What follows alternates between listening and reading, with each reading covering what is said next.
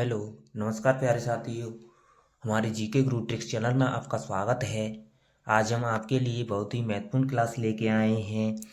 Rajasthan BSTC 2026 के लिए Rajasthan geography का टॉपिक है राजस्थान का भौतिक स्वरूप। भौतिक स्वरूप है दोस्तों, कितने भौतिक विभाजनों में बांटा गया है उसके बारे में पीवाईक्यूज लेके आए हैं। कौन सा क्षेत्र किस क्षेत्र में आता है, किस क्षेत्र में आता है, कौन सा जिला है वो किस क्षेत्र में आता है, ये सभी हम क्वेश्चन लेके आए हैं दोस्तों। इसके बारे में पीवाईक्यूज भी हैं और एमसीक्यूज भी हैं। अब तक की राजस्थान में जितनी परीक्षाएं हुई हैं उनमें पूछे गए टॉप पीवाईक्यूज भी हैं और एमसीक्यूज भी हैं दोस्तों। बहुत ही महत्वपूर्ण क्वेश्चन है। ये क्लास आपके लिए रामबाण साबित होगी। जो भाई कंपटीशन एग्जाम की तैयारी कर रहे हैं उनके लिए वीडियो को अधिक से अधिक शेयर भी करें और वीडियो को लाइक जरूर करें। जो भाई हमारे टेलीग्राम चैनल पर जुड़ना चाहते हैं वो वीडियो को डिस्क्रिप्शन में जाएं, टेलीग्राम चैनल की लिंक पर क्लिक करें, टेलीग्राम चैनल को ज्वाइन कर सकती हैं। इस क्लास में हम एक क्वेश्चन की जगह पर बहुत सारे क्वेश्चन आपको दे रहे हैं दोस्तों।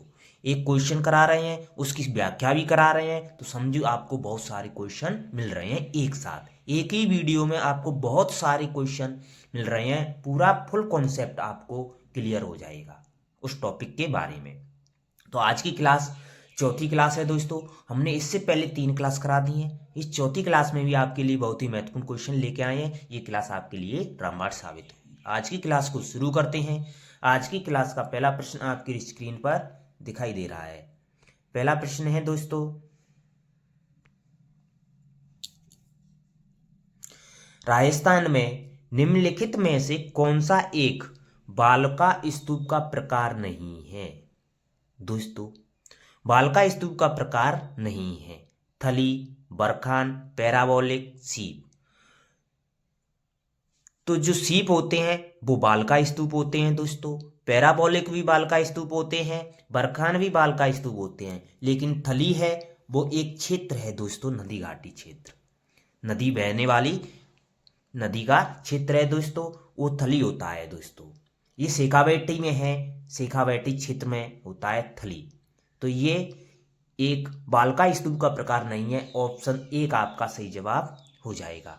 व्याख्या भी देख सकते हैं दोस्तों। व्याख्या दे रखी है आपके लिए, व्याख्या दे रखी है, बालका स्तूप युक्त मरुस्थली प्रदेश। बालका स्तूप मुख्य रूप से मिट्टी के अपरदन और निक्षेपण का प्रतिफल है। इन्हें टीले, टीबे या धोरे या धरियन, जैसलमेर की स्थानीय भाषा में धरियन आदि नामों से जाना जाता है। जो बालका स्तूप होते हैं उनको सर्वाधिक बालका स्तूप हैं दोस्तों वो जैसलमेर में है, तथा सभी प्रकार के बालका स्तूप हैं वो जोधपुर ग्रामीण में पाए जाते हैं दोस्तों। बालका स्तूप के प्रकार आप देख सकते हैं कौन कौन से बालका स्तूप के प्रकार हैं। तो बालका स्तूप के प्रकार दे रखे हैं दोस्तों, ये दे रखे हैं बालका स्तूप के प्रकार। अनुदैर्घ्य बालका स्तूप या पवनानुवर्ती बालका स्तूप या रेखीय बालका स्तूप, ये पवन की गति के आधार पर बालका स्तूप हैं दोस्तों, जिन्हें अनुदैर्घ्य, पवनानुवर्ती या रेखीय बालका स्तूप कहते हैं।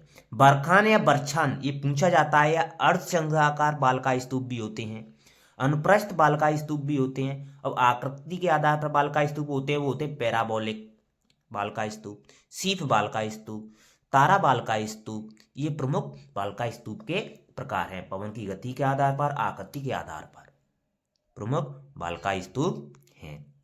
अगला सवाल है आपका, बहुत ही अच्छा सवाल है दोस्तों, कई परीक्षा में पूछा भी गया है। बालका स्तूपों का प्रकार नहीं है, अच्छा पूछा है दोस्तों। पैराबोलिक है, बरखान है, सीप है, इंशेलबर्ग नहीं है। इंशेलबर्ग है वो बालका स्तूप का प्रकार नहीं है। तो ऑप्शन 4 ही आपका सही जवाब हो जाएगा। जिन भाइयों ने अभी तक हमारी वीडियो को लाइक नहीं किया है उनसे प्लीज रिक्वेस्ट है वीडियो को लाइक जरूर करें। और जो भाई हमारे व्हाट्सएप ग्रुप पर जुड़ना चाहते हैं वो वीडियो को डिस्क्रिप्शन में जाएं, व्हाट्सएप ग्रुप की लिंक पर क्लिक करें, व्हाट्सएप ग्रुप को भी ज्वाइन कर सकते हैं। अगला सवाल है आपके लिए, राजस्थान के कौन से क्षेत्र में तारका बालका स्तूप पाए जाते हैं। मोहनगढ़, जैसलमेर, सूरतगढ़, गंगानगर। सूरतगढ़, गंगानगर, पहला ऑप्शन ये हो गया दोस्तों। तो जो तारा बालका स्तूप हैं दोस्तों मोहनगढ़, जैसलमेर और सूरतगढ़, गंगानगर में ही पाए जाते हैं। ऑप्शन 1 ही आपका सही जवाब हो जाएगा। देख सकते हैं बागी के ऑप्शन पर, लेकिन उनमें नहीं पाए जाते। ताराबाल का स्तूप मोहनगढ़ जैसलमेर से और सूरतगढ़ गंगानगर में भी पाए जाते हैं, वो ताराबाल का स्तूप होते हैं। व्याख्या भी दे सकते हैं दोस्तों, ताराबाल का स्तूप की व्याख्या दे रखी है। ताराबाल का स्तूप, जिन्हें स्टार सेंड डंस कहते हैं, हमादा के चारों ओर पाए जाने वाले बाल का स्तूप को ताराबाल का स्तूप कहा जाता है, जिसकी आकृति कैसी होती है, तारे नुमा होती है दोस्तों, इसीलिए इसको ताराबाल का स्तूप कहा जाता है। तारकाबाल का स्तूप जैसलमेर के मोहनगढ़, पोखरण क्षेत्र और गंगानगर के सूरतगढ़ में मिलते हैं। ध्यान रखना दोस्तों, याद कर लेना इन बिंदुओं को, ये आपसे पूछी जा सकती हैं। आपका अगला सवाल है, अनुप्रस्थ बाल का टीले राजस्थान के किन जिलों में मिलते हैं? अनुप्रस्थ, तो अनुप्रस्थ बाल का स्तूप है दोस्तों, वह भी पढ़ा था हमने। तो अनुप्रस्थ बाल का स्तूप है गंगानगर, बीकानेर, पाली, जोधपुर, बीकानेर गंगानगर, जोधपुर बाड़मेर, पाली जालौर, जोधपुर नागौर। तो अनुप्रस्थ बाल का स्तूप होते हैं दोस्तों, इनकी ऊंचाई 10 से 40 मीटर की होती है दोस्तों। ये होते हैं दोस्तों, पवन की दिशा के समकोण पर बनते हैं अनुप्रस्थ बाल का स्तूप। ये पवन जा रही है दोस्तों, इधर से पवन जा रही है, तो ये बाल का स्तूप बनेंगे दोस्तों, ऐसे बनेंगे बाल का स्तूप, ऐसी आकृति के बनेंगे ऊपर। तो पवन के समकोण पर बनते हैं, पवन जा रही है उसकी पवन की दिशा के समकोण पर बनती हैं। ये बीकानेर है, हनुमानगढ़ है, रावतसर है, गंगानगर के सूरतगढ़ है, चुरू झुंझुनू जिलों में मिलते हैं। तो इसमें आपका सही जवाब हो जाएगा बीकानेर और गंगानगर, ऑप्शन 1 आपका सही जवाब हो जाएगा। व्याख्या भी देख सकते हैं दोस्तों, व्याख्या दे रखी है आपके लिए। अनुप्रस्थ बाल का स्तूप होते हैं दोस्तों, इनकी ऊंचाई 10 से 40 मीटर तक होती है। ये पवन की दिशा के क्या होते हैं, समकोण पर बनते हैं दोस्तों। बीकानेर, हनुमानगढ़, रावतसर, गंगानगर के सूरतगढ़, चुरू झुंझुनू जिलों में ये मिलते हैं। अगला सवाल है आपका, राजस्थान में किन क्षेत्रों में अनुप्रस्थ बाल का स्तूप मिलते हैं? अच्छा क्वेश्चन है दोस्तों, बहुत ही अच्छा क्वेश्चन है। बीकानेर जिले के पुंगल के चारों ओर अनुप्रस्थ बाल का स्तूप के बारे में पूछा है दोस्तों, बिल्कुल सही है, चारों ओर मिलते हैं। गंगानगर जिले के सूरतगढ़ क्षेत्र में मिलते हैं दोस्तों। जैसलमेर जिले मोहनगढ़ में अनुप्रस्थ बाल का स्तूप नहीं मिलते हैं दोस्तों, तारा बाल का स्तूप मिलते हैं, ये नहीं होगा। हनुमानगढ़ जिले के नौहर में नहीं होगा। तो 1 और 2 हैं, तो 1 और 2 आपके कौन से ऑप्शन में, ऑप्शन 3 में है, तो ऑप्शन 3 आपका सही जवाब हो जाएगा। अगला सवाल है आपका, थार के मरुस्थल में पाए जाने वाले अर्धचंद्राकार रेत के टीलों को क्या कहा जाता है? थार के मरुस्थल में जो अर्धचंद्राकार रेत के टीले होते हैं दोस्तों, उनको क्या कहा जाता है? अच्छा क्वेश्चन है, आपकी परीक्षा में पूछा जा सकता है। बरखान, सम, रण, खड़ीन। तो अर्धचंद्राकार रेत के टीलों को कहा जाता है दोस्तों, वो कहा जाता है बरखान। बरखान या बरछान, अर्धचंद्राकार रेत के टीले होते हैं, उनको बरखान या बरछान कहा जाता है। जो भालेरी, चुलू, जैसलमेर, सीकर, सूरतगढ़, बालोतरा आदि क्षेत्रों में पाए जाते हैं दोस्तों, ये बाल का स्तूप होते हैं जो पवनामुखी ढाल या तीव्र पवनामुखी ढाल वाला होता है, ये बाल का स्तूप होते हैं दोस्तों। इनके बारे में व्याख्या भी दे सकते हैं दोस्तों। बरखान या बरछान के बारे में व्याख्या दे रखी है कि बरखान या बरछान अर्धचंद्राकार बाल का स्तूप है जो 30 से 35 सेमी संवर्षा के पश्चिमी क्षेत्रों में पाए जाते हैं दोस्तों। इनकी ऊंचाई होती है वो 10 से 20 मीटर होती है, चौड़ाई होती है वो 100 से 200 मीटर तक होती है। मरुस्थलीकरण में सर्वाधिक योगदान होता है दोस्तों बरखान बाल का स्तूपों का ही होता है। मरुस्थलीकरण में सर्वाधिक योगदान कौन से बाल का स्तूपों का होता है? बरखान बाल का स्तूपों का ही होता है, क्योंकि ये सर्वाधिक गतिशील होते हैं। भालेरी, चुलू कई क्षेत्रों में पाए जाते हैं, जैसे भालेरी, चुरू, जैसलमेर, सीकर, सूरतगढ़, लूणकरणसर, करनी, देशनोक, बीकानेर, बाड़मेर, बालोतरा, ओसिया, जोधपुर, डीडवाना, कुचामन में भी मिलते हैं। ये इनके बारे में फिर व्याख्या थी। अगला सवाल है आपका, बरखान या बरछान है रेत के टीले, डेल्टा, पहाड़ियाँ, झीलें। तो जो बरखान है दोस्तों वो होते हैं रेत के टीले, बाल का स्तूप होते हैं। ऑप्शन 1 आपका सही जवाब हो जाएगा। जिन भाइयों ने अभी तक हमारी वीडियो को लाइक नहीं किया है उनसे प्लीज रिक्वेस्ट है, वीडियो को लाइक जरूर करें।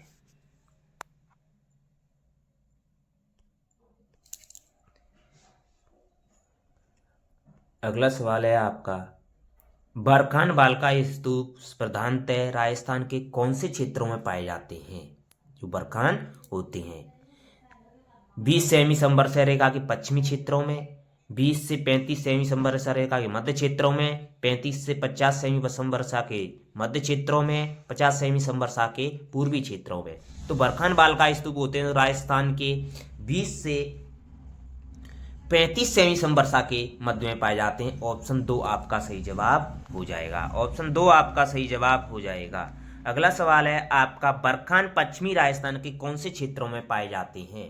तो बरखान है दोस्तों, अभी हमने पढ़ा था उनके बारे में डिटेल से। भालेरी चिरू में पाए जाते हैं, 2 तो है ही, 2 तो है ही, तो 2 ऑप्शन तो आपका खत्म हो जाएगा क्योंकि उसमें 2 दे ही नहीं रखा है। आपका देशनोक बीकानेर में भी पाए जाते हैं, 3 भी होना चाहिए, 3 भी है इसमें, तो ये पहला भी ऑप्शन खत्म हो जाएगा। अब ओसियां जोधपुर में भी पाए जाते हैं, ओसियां जोधपुर में भी पाए जाते हैं, तो आपका सही जवाब होगा 1, 2 और 3। और 1, 2, 3 ऑप्शन 3 में दे रखे हैं, तो ऑप्शन 3 आपका सही जवाब हो जाएगा। ऑप्शन 3 आपका सही जवाब हो जाएगा। अगला सवाल है आपका, बरखन या बरकान स्थलाकृति किस भौतिक विभाजन से संबंध है? पर्वतीय प्रदेश से नहीं है, पठारी प्रदेश से नहीं है, मैदानी प्रदेश से नहीं है, मरुस्थलीय प्रदेश से है। ऑप्शन 4 आपका सही जवाब हो जाएगा। जिन भाइयों ने अभी तक हमारी वीडियो को लाइक नहीं किया है उनसे प्लीज रिक्वेस्ट है वीडियो को लाइक जरूर करें। अगला सवाल है आपका, सीप है एक अनुदैर्घ्य बाल का स्तूप, अनुप्रस्थ बाल का स्तूप, पैराबोलिक बाल का स्तूप, कब्र कपासी बाल का स्तूप। सीप के बारे में पूछा है दोस्तों, तो सीप होता है दोस्तों वो आपके एक अनुदैर्घ्य बाल का स्तूप होते हैं। कैसे होते हैं? अनुदैर्घ्य बाल का स्तूप होते हैं। तो ऑप्शन 1 आपका सही जवाब हो जाएगा। व्याख्या भी देख सकते हैं दोस्तों, व्याख्या दे रखी है, बरखान के निर्माण में जब पवन की दिशा में परिवर्तन होता है तो बरखान की भुजा आगे की ओर समांतर बढ़ जाती है, जिसे सीप कहा जाता है। बरखान के अर्धचंद्राकार निम्न भूमि क्षेत्र में उपजाऊ भूमि रोही कहलाती है। उपजाऊ भूमि होती है वो क्या कहलाती है दोस्तों? रोही। इसके बारे में पूछा भी जाता है, रोही के बारे में। अगला सवाल है आपका, कौन से बाल का स्तूप प्रचलित पवन की दिशा के समांतर विकसित होते हैं दोस्तों? सीप, पैराबोलिक, बरखान, अनुप्रस्थ। तो पवन की दिशा के समांतर होते हैं दोस्तों। बरखान तो समकोण पर बनते हैं, अनुप्रस्थ समकोण पर बनते हैं, लेकिन जो सीप होते हैं दोस्तों वो समांतर होते हैं। ऑप्शन 1 आपका सही जवाब हो जाएगा। जिन भाइयों ने अभी तक हमारी वीडियो को लाइक नहीं किया है उनसे प्लीज रिक्वेस्ट है वीडियो को लाइक जरूर करें। राजस्थान के थार मरुस्थल में द्रस्वती नदी घाटी में किस प्रकार के बाल का स्तूप चित्रित होते हैं? रेखीय पवनानुवर्ती बाल का स्तूप, तारा बाल का स्तूप, पैराबोलिक बाल का स्तूप, बरखान बाल का स्तूप। द्रस्वती नदी घाटी, तो ये आ गया आपका हनुमानगढ़ गंगानगर के क्षेत्र में आ गया, तो उधर आ गया, तो इसमें आपका सही जवाब हो जाएगा, वो हो जाएगा रेखीय पवनानुवर्ती बाल का स्तूप होते हैं दोस्तों, वो आपके द्रस्वती नदी घाटी के क्षेत्र में पाए जाते हैं। ऑप्शन 1 आपका सही जवाब हो जाएगा। व्याख्या भी देख सकते हैं दोस्तों, व्याख्या दे रखी है आपके लिए, बहुत ही अच्छी व्याख्या है। अनुदैर्घ्य या पवनानुवर्ती रेखी बाल का स्तूप, इनके कई नाम है, लॉन्गिट्यूडल या लाइनर। इसका विस्तार सर्वाधिक जैसलमेर के दक्षिण पश्चिमी भाग में पाया जाता है। जोधपुर बाड़मेर जिलों में भी इसका विस्तार होता है दोस्तों पवनानुवर्ती का, जिन्हें अनुदैर्घ्य कहते हैं, रेखी बाल का स्तूप कहते हैं। इनकी ऊंचाई होती है 10 से 40 मीटर तक, 60 मीटर तक होती है। पवनानुवर्ती स्तूप पवन की दिशा के समांतर बनने वाले सीप बाल का स्तूप होते हैं। अगला सवाल है आपका, जैसलमेर में किस प्रकार के बाल का स्तूप पाए जाते हैं दोस्तों? बरखान, परवलई, अनुदैर्घ्य, अनुप्रस्थ। अनुप्रस्थ नहीं पाए जाते हैं दोस्तों, अनुदैर्घ्य पाए जाते हैं और बरखान भी पाए जाते, परवलय भी पाए जाते हैं। तो इसमें ऑप्शन 2 और 3 दोनों ही होंगे दोस्तों, दोनों ही ऑप्शन होंगे इसमें। अगला सवाल है आपका, पश्चिमी राजस्थान में कौन से प्रकार के अनुप्रस्थ बाल का स्तूप पाए जाते हैं? बरखान सीप, बरखान परवलई, बरखान पवन विमुखी, परवलई वनस्पति युक्त रेखी। तो पश्चिमी राजस्थान में जो अनुप्रस्थ बाल का स्तूप होते हैं दोस्तों, वो अनुप्रस्थ बाल का स्तूप बरखान और परवलई आकार के होते हैं। ऑप्शन 2 आपका सही जवाब हो जाएगा।